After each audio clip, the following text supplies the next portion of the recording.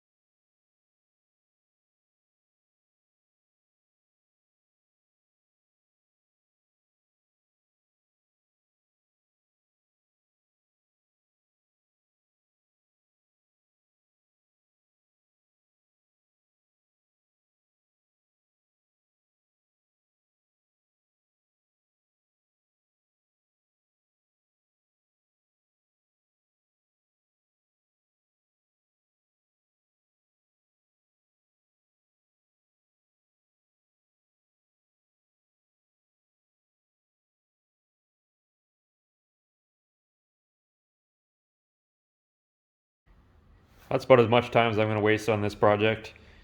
We got it all put back together and shot a little red oxide primer on there just to cover up the bare metal. I thought about painting the whole thing, but it's kind of pointless to paint it if I'm not going to fix the whole thing and make it nice. At this point, we've got ourselves a grill that doesn't appear to be completely ruined, which is kind of what we were going for. You could spend a couple more hours with a hammer and dolly and then do some body work, and you'd actually have yourself a pretty presentable grill. It's pretty obvious Farmer John was using the grill and the fenders as his brakes for who knows how many years. So at least we don't have that issue anymore. I don't know what the point of this was. I guess more inspirational programming or something like that. Once again, I've got several videos already on dent repair and stuff, so if you want to know more about what we were doing here, you can check those out.